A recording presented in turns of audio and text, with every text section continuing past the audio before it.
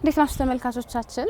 ከስቱዲዮ ወጣ ብለን ያለነው ዛሬም በዛሬው ፕሮግራማችን ደግሞ አለፈለገ ሰላም የዲዛይንና የስነ ጥበብ ትምህርት ቤት ነው የምንገኘው። እዚህ ለአንድ ጉዳይ ተገኝተናል። እዚህ ደግሞ በስነ ስዕሉ ዘርፍ ከፍተኛ አሻራን የጣለ በርካቶችን ያስተማረን ሰው ዛሬ ልንዘክር ልናወሳ ተገኝተናል። በእለቱ በጣም በርካታ የስነ ስዕል እንዲሁም ደግሞ የኪነ ጥበብ ባለሙያዎች እዚህ ተገኝተዋል። እለቱ ምን ይመስላል፣ ምንድነው የምናነሳው የሚለውን አብረን የምንከታተል ነው የሚሆነው። በድጋሚ ቆይታችሁን ከኛ ጋር አድርጉ።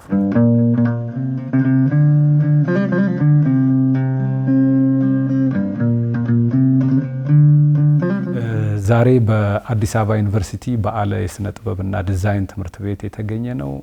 የስራ ባልደረባችንን ታላቁን የጥበብ ሰው የስነ ጥበብ ረዳት ፕሮፌሰር የረጅም ዘመን የስነ ጥበብ አስተማሪ የሆነውን ልዑል ሳህለ ማርያምን እረፍት ተከትሎ የዝክር መርሃ ግብር ላይ ነው።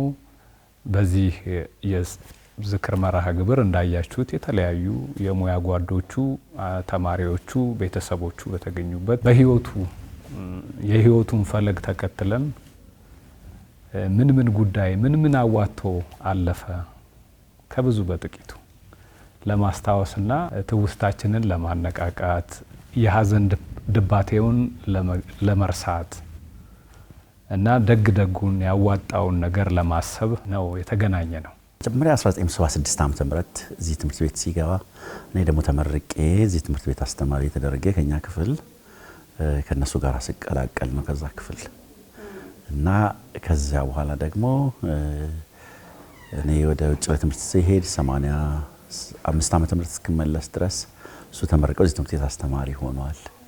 እና ተመልሼ ስመጣ ባልደረቦች እና ጓደኞች ወንድማማቾች ሆነን ማለት ነው። አብሮ አደገኝ ነው። ከልጅነታችን ጀምሮ ሳላጋነን ለ55 ዓመታት እለት ሳንለያይ እለት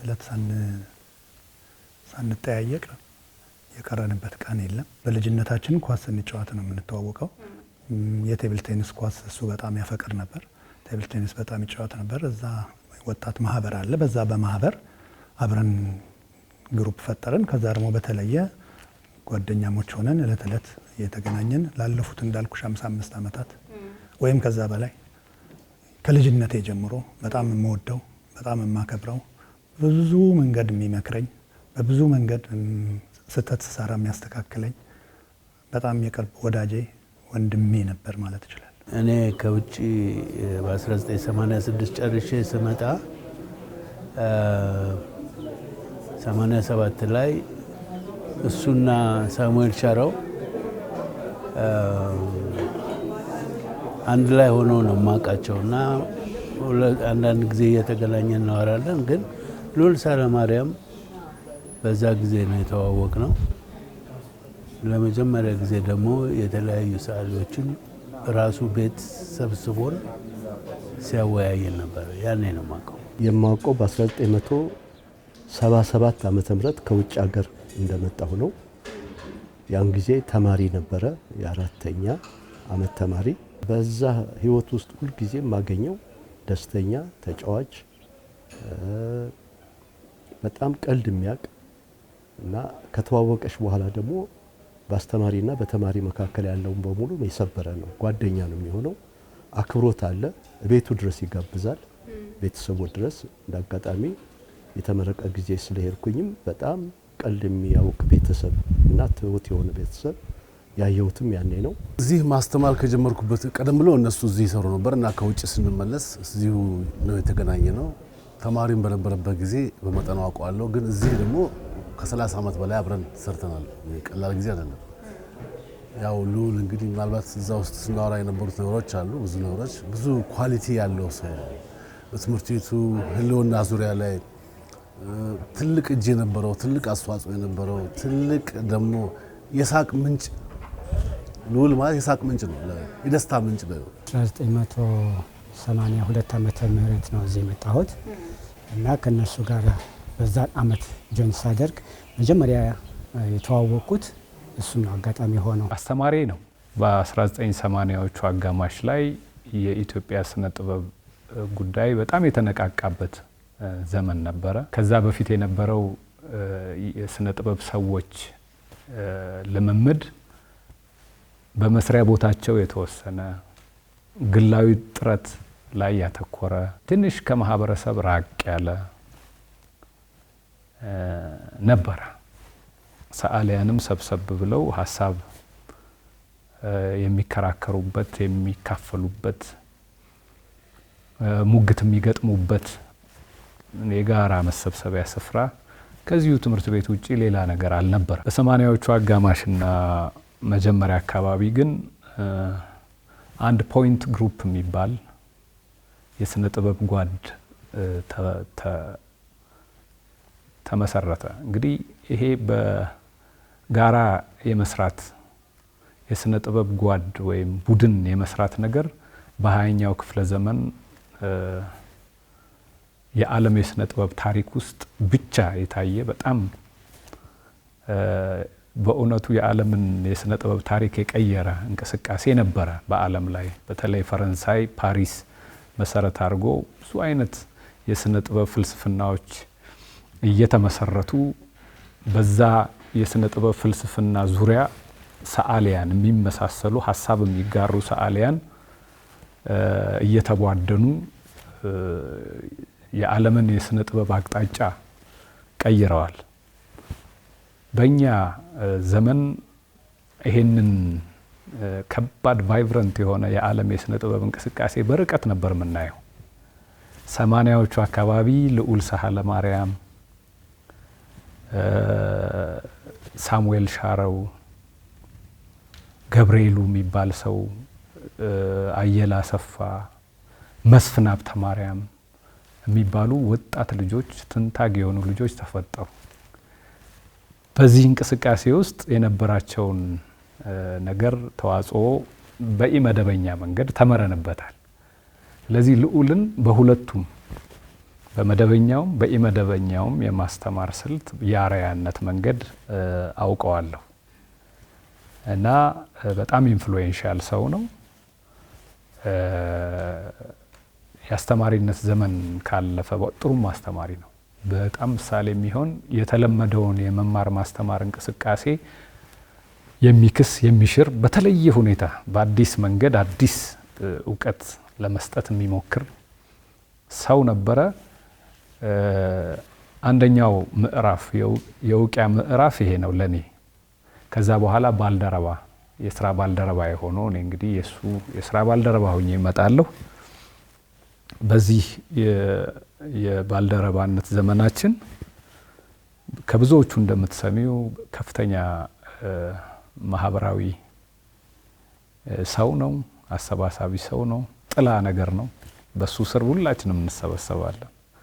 ጨዋታ አዋቂ ነው። ብዙ ያልተነገረ የሚመስለኝ እንዲህ አደባባይ ለመውጣት የማይፈልግ ሰው ነው። ይሄን ያህል ተጽዕኖ ፈጣሪ ሰው ሆኖ አደባባይ ይሄ ሁሉ ነገር ኖሮት እንደሌለው ሰው ከመድረክ ጀርባ ለመኖር የሚመርጥ የተለየ ክህነት ያለው ሰው ነው እና እኔ ብዙ ሞክሬዋለሁ። በኃላፊነት ዘመኔ ወደፊት ለማምጣት ሀሳቡን እንዲያካፍል ስነ ጥበብ ጉዳይ ላይ አንዳንድ ቁም ነገሮች እንዲያስተላልፍ በጣም ብዙ ሙከራ አድርጌያለሁ። የግሩፕ ፎቶ እንኳን ስንነሳ ሁሉንም የግሩፕ ፎቶዎቻችንን ስናይ ወይ ከኋላ ነው ወይ ሆነ እንደዚህ ብሏል። ብቻ እይታ የማይወድ በጣም ቁጥብ ሰው ነበረ። ለኔ እንግዲህ በኃላፊነቴ ዘመን ደግሞ በጣም የቅርብ እንደ ቀኝ እጅ የሚባለው አይነት ነገር ነው። የምዘነጋቸውን ነገሮች ተቋም ማስተዳደር ከባድ ነገር ነው። የሌሎች እገዛ ያስፈልገዋል። አንድ ሰው ብቻውን አይችልም እና የምዘነጋቸው ከልምድ ማጣት፣ ከእውቀት ማነስ፣ አንዳንዴ ደግሞ ከቸልተኝነት ምረሳቸው ዘነጋቸውን ነገሮች ከስር ከስር እየተከተለ ይሄን ረስተሃል፣ ይሄን እናድርግ፣ እንደዚህ የሆነ ነው፣ በጣም ቸልተኛ ሆነሃል፣ ይሄን አድርግ እያለ ጋይድ ያደርገኝ ነበርና ልክ እንደ አባት ነው ለኔ።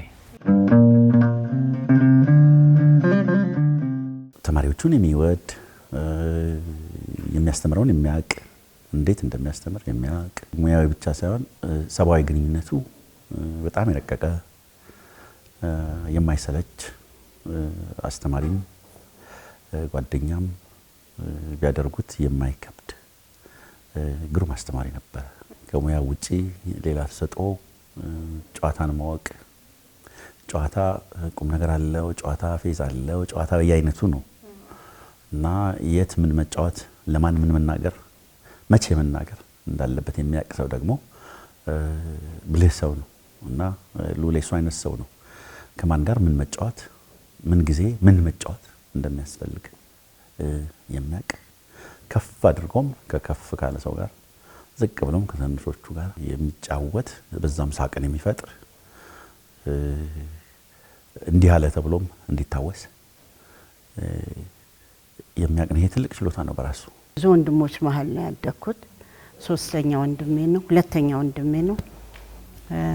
በነበረው እድገት በነበረው ሁናቴ ሁሉ ሰውን የሚያከብር የሚታዘዝ ልጅ ነበር እስከማስታውሰው።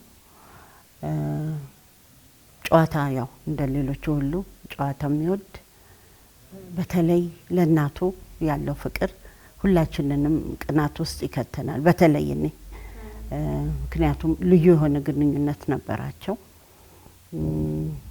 ከዛ በአብዛኛው ማስታወሰው ከሱ ከልጅነት ጀምሮ የሚማርበት ትምህርት ማትስ፣ እንግሊሽ፣ እኔ ሳብጀክትስ ደብተሮቹ በሙሉ ቶሎ ነው የሚያልቁት። ምክንያቱም ከኋላው ስዕል ነበር የሚሰራው እና አስታውሳለሁ ትምህርት ቤት የሚጠየቃል፣ ደብተሩ ቶሎ ያልቃል። ቤተሰብም ቶሎ አለቀ ብሎ እሱ ላይ ይቆጣል። ምክንያቱም ስዕል ከልጅነቱ ከሕፃንነቱ ጀምሮ አብሮት የነበረ ያደገ ነገር ነው።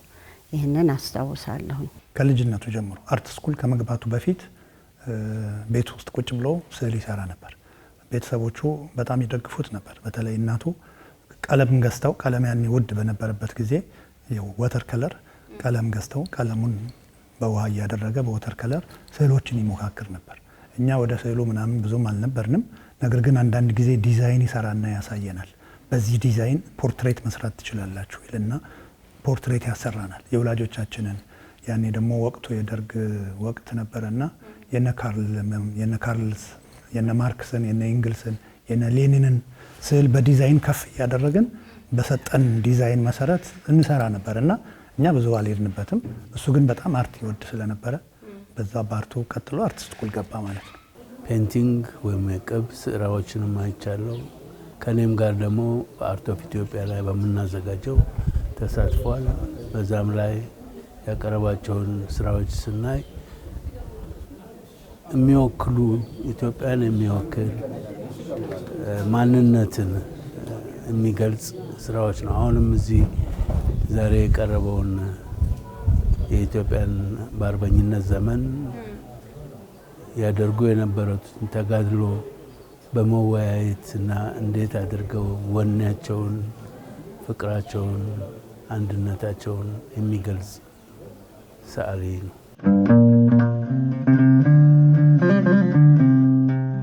ከጀርባችን የምናየው ከትምህርት ቤት የተመረቀበት ስራው ነው። ከዚያ በኋላም እያደገና እየረቀቀ የመጣ ስራውን የሚያከብር ስራውን የሚወድ የተማረበትን ትምህርት ቤት እንዲሁም የሚያከብር እና ለትምህርት ቤቱ ለግሉ እድገት ብቻ ሳይሆን ለትምህርት ቤቱ እድገት ለመጪው ትውልድ ሁሉ በተለያየ ቦታ ከትምህርት ቤትም ውጪ የሚያስብና የሚሰራ ውጤት የሚያመጣ ሰው ነው። ቆንጆ የሆነ የስዕል ስራን የሰራው ማለት ይቻላል። በምክክር ሰዓት ላይ ይመስለኛል አመራር ለመስጠት መሀል ላይ የቆሙት የእሳቸው የአያቱ ስዕል ነው ምስል ነው እና መሀል ለመሀል ቆመው ሌሎቹ ከበዋቸዋል እና እጃቸውን ጨብጠዋል። ፊታቸው የታወቀ ነው። የነጭና ጥቁር አሬንጅመንት ወይም ደግሞ ቅንብሩ በጣም ደስ የሚል ነው። ቋሚ ነው። በዚህ መልክ ሳየው ጥሩ ሰዓሊ ነበር ማለት ይቻላል። ጥሩ ተማሪም ጥሩ ሰዓሊም ነበር። እጅግ ለትምህርት ቤቱ ለተማሪውም ለህብረተሰቡም ኢቭን አገር ላይ እንኳን እኛ አሁን እዚች ያለን የተሰባሰብነው ሰዎች ብቻ የምናውቀው ይመስለናል፣ ግን አይደለም። ሰዓሊ በብዙ ነገር ይታወቃል። ያቀረባቸው ኤግዚቢሽኖች ይታወቃል። እንደገና በአጋጣሚ የሚወጡ ፖስተሮች ይወጣሉ ወይ አንድ ነገር ላይ ኢኮ ገሌ ነው የሰራ ይላልና ብዙ ወዳጆች እንዳሉን እናውቃለን። ለነዚህ ለብዙ ወዳጆቻችን ይሄም መተላለፍም ሲተላለፍም ወይም ደግሞ አንድ ነገር ሲሆን ደስ ይላል። ምክንያቱም ለካ ሰው አረሳውም ለካ ሰው አለ ከበስተጀርባው የሚል ነገር አለ። እንደገና ይሄ ደግሞ ታሪክ ነው። ነገ ሁላችንም በዛው መንገድ ነው የምንሄደው። ያን መንገድ ዛሬ ለልዑል የሆነው ነገር ነገ ለኔ ደግሞ ይሆናል የምንልበት ለካ ይቀጥላል የምንልበት ነገር ስለሆነ እጅግ በጣም ጥሩ ነው። ልዑል ባለበት ሙቀት አለ፣ ጨዋታ አለ፣ ደስታ አለ። ልዑል አጠገብ ካለሽ ደስታ ነው፣ ፍቅር ነው፣ ሰላም ነው። ማንንም የማይንቅ ከትልልቆቹ ጋር ትልቅ ከትንንሾቹ ጋር ትንሽ ሆኖ ጓደኞቹን እንዳግባቡ ከማጋ ምን ማውራት እንደሚችል ለማምን መናገር እንዳለበት ማንን እንዴት እንደሚመክር የሚያውቅ በጣም ጥበበኛና የጥበብ ሰው ነበር ማለት እችላለሁ። በፍጹም የሚቀልድም አይመስልም። ቁም ነገረኛም ነው። ሁሉ ነገር አለው እና እኔ ብዙ ነው እሱ እንዲህ ነው ብለሽ የምትወስኘው አይደለም። ተጫዋች ነው። በቃ ነገሮችን አትኢዝ የሚያደርግ ከሰው ጋር የመግባባት ያኮረፈ ሰው ካለ የሚያስብ ደግሞ የሚሰራም ሰው ካለ ያንን ሰው የሚያበረታታ እና እንደነኛ አይነት ሰዎች ቢበዙልን በጣም ደስ ይለናል። በጣም በጣም በጣም አስፈላጊ ነው ለሙያም ለኑሮም ለሀገርም። ለተማሪዎች ያለው ቅርበት እንደ ጓደኛ ማለት ይቻላል። አይከብድሽም። አንዳንድ ጊዜ ገብቶሻል እንደዚህ እሱ ቀላል ኢዚ እና በቀላሉ ተማሪዎቹ እንደ ጓደኛ ነው አቅርቦ ምናምን የሚያስፈልገው ነገር የሚመክራቸው ትምህርት የሚሰጣቸው እና እሱ ሲያስተምርሽ እንደ አስተማሪ አይነት ክብደት አይደለም የሚሰማው፣ ቀለል ያለ ሰው ነው። ግን ይሄ ቅለቱ ደግሞ ይጋባል ለሰው እና ብዙ ጥሩ ነገር አለው። በቃ ተነግሮ የማያልቅ ነገር ነው ያለው። ተነግሮ የማያልቅ ኳሊቲ ያለው ሰው ነው። ተማሪዎች እንደዚህ በሚቸገሩበት ሰዓት የራሱን የግሉን እንኳን ማቴሪያል ሰጥቶ ተማሪዎችን በጣም የመደገፍ አቅምና ጉልበት ያለው ነበር እና እንዲህ ብናደርግላቸውስ እንዲህ በምናደርግላቸውስ በሚል የማስተባበርና ተማሪዎችን የማቅረብ ኃይለኛ አቅም ነበረው። በተለይ ሴት ተማሪዎችን ያበረታታ ነበር። በባህሪው የኛ ትምህርት ቤት ምንድነው ጥቂት የሴት ተማሪዎች ናቸው የሚገኙልን እና እነሱን ለማበረታታት እና እንደሱ እንዲጨምሩ ለማድረግ በጣም የሚያበረታታው ነገር የለም።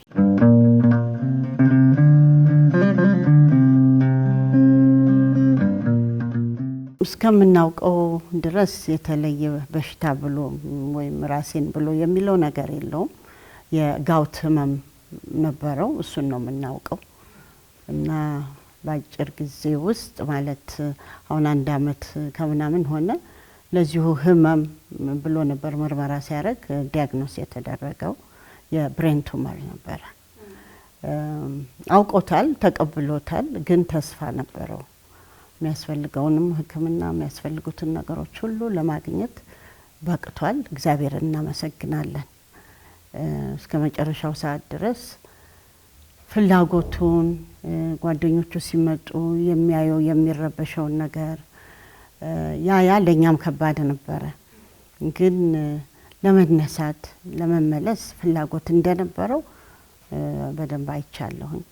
በመሀልም ተነስቶ ቆሞ በነበረበት ጊዜ ቸኩሎ ነበር ለማውጣት እና ትምህርት ቤቱን፣ ሰውን፣ አጠቃላይ ማህበረሰቡን የሚወድ ሰውን የሚያከብር በተለይ ለስራው ጥልቅ የሆነ ፍቅር ያለው ሰው ነበረ። ያው ህመም ላይ ነበረ።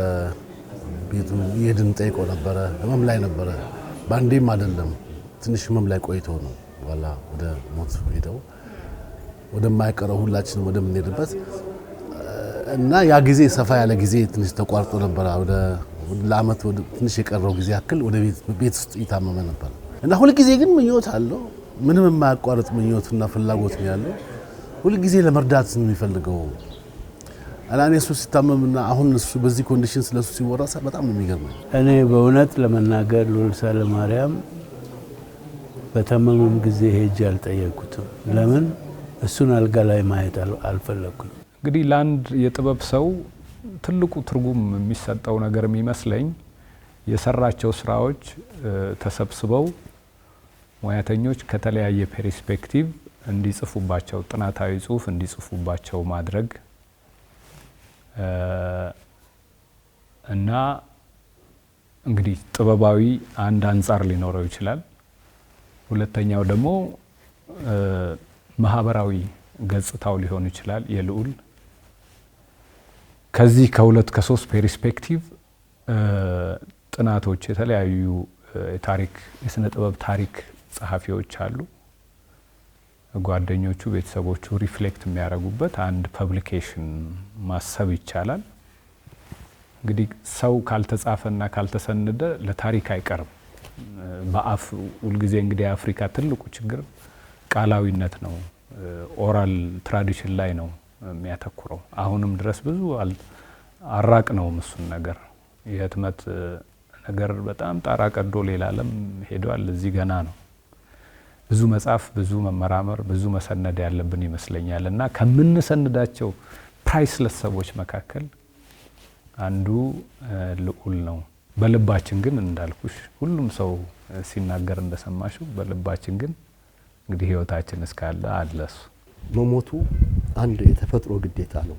ከሄደ ወዲያ በምን ይታወሳል የሚለው ነው። መቼም ውርስ እንደዛ ነው። ከአስተማሪ ወደ ተማሪ እሱም እኛም ትንሽ አስተምራን። በተለይ እዚህ ዓመት ብዙ ዓመት ያስተማሩት አሉ እንደ ነጋሽ ዘሪሁን አይነቱ፣ ታደሰ መስፍን አይነቱ፣ ሌሎችም እንደዚሁ አሉ። እነሱ የሰጡትን እሱ አሳልፏል። እነሱ ደግሞ የሱን ተቀብለው ለሌላ ማድረስ ነው እና የአንድ ትምህርት ቤት ሀብቱ ምን አይነት ሰዎች አስተምረውበታል፣ ምን አይነት ስራም ተከናውኗል በምንልበት ሰዓት አሻራው ሲገኝ ነው። ወይ በዘመኑ ቋንቋ ሌጋሲ የሚሉት አለ፣ እሱ ሲገኝ ነው እና ልዑል በብዙ ቦታ በመንፈስም በስራም የሚታሰብ የሚታወቅ ልጅ ነው። ለኢትዮጵያም ለትምህርት ቤቱም ለሁሉም እጦት ነው። ግን ሞትና ህይወት ያለ ነውና መቀበል ነው። ግን የበለጠ የሱን ስራ ከፍ ማድረግ ደስ ይላል። ስላረፈ እናዝናለን እንጂ ስራው በስራው ሁልጊዜ መሰረት ስላለው ይመስለኛል። እንግዲህ የቤተሰብ አስተዳደግ አይ ቲንክ ያ ቁልጭ ብሎ የወጣበት የሱ እሱነቱን የሚገልጽ ይመስለኛል። በጣም ትናንሽ ተማሪዎች በቅርብ ርቀት ባለ የአዲስ አበባ ክልል ተማሪዎችን ያግዝ ነበር። እስክሪብቶ፣ ወረቀት እየገዛ ይሰጥ ነበር። የትምህርት ቤት የውሃም ዝርጋታ መስመር ያዘጋጅላቸው ነበር።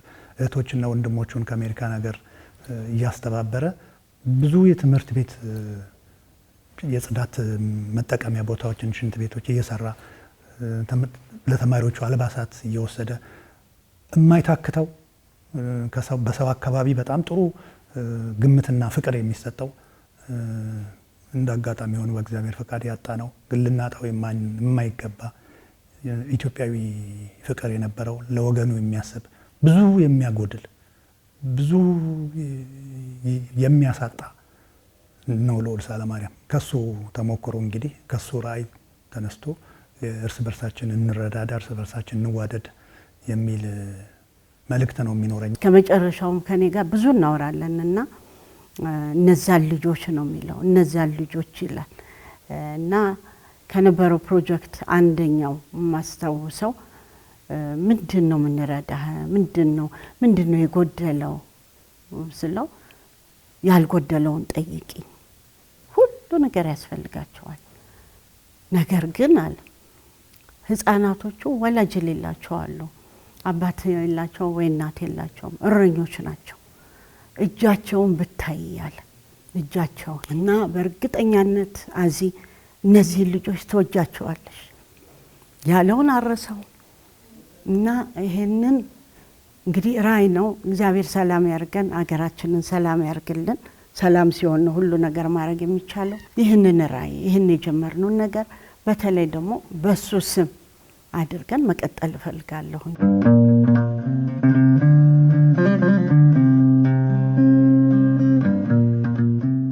በቅርቡ የጻፍኩት እሱ ቢኖር ኖሮ ቅድም የነገርኩሽ እነዚህ ሊረዱ የሚገቡ ተማሪዎች፣ ሊረዱ የሚገቡ ህፃናቶች ይል የነበረውን ነገር በውስጤ ሳስበው ይህንን ይል ነበር ብዬ የጻፍኩት አንድ ግጥም ነገር አለች። ልጆቼን ላሳድግ እናቴን ልጡራት፣ ገለል በል ከጎኔ ተሸነፍ ጣረሞት። ብዙ እቅድ ይቀራል ያልተከናወነ፣ ለወገን ለሀገር ትሩፋት የሆነ። እቅዴ ብዙ ነው ከተማና ገጠር እጅጄን የሚያዩ መጻፊያና ደብተር የማሟላላቸው የሀገር ችግኞች ተስፋ የሰነቁ የነገ ተስፈኞች ጥያቸው አልሄድም ሳላበረታቸው ለማን ይተዋሉ አጋዥ ሳይኖራቸው በማለት ታግሶ ታገለ ስቃዩን እንዳይጨናገፍ የሰነቀው ህልሙን ተፋልሟል ልዑላችን ባልጋ ላይ ቁራኛ ህልሙን ለማሳካት አልፈቀደም ዳኛ ወገኔን በትኜ እንቢ አልሞትም ብሎ ከድካም አረፈ ሞትን ታግሎ ታግሎ በጣም ታግሎ ነው ልዑል ላለመሞት ብዙ ጥሩ በጣም ታግሎ እነዚህ ልጆች ተነስቼ ረዳቸዋለሁ ብሎ እቅድ ነበረው ጌታ ሳይፈቅድ ቀረ ነፍሱን ከደጋጎቹ ጋር በአጸደ ገነት ያኖርልን በቀሪው ትውልድ ውስጥ አለ ማስተማራቸው ተማሪዎች ውስጥ አለ ሰባዊነቱም ችሎታው ተሰጥቶ ይቀጥላል ነፍሱን በአጸደ ገነት ያኖርልን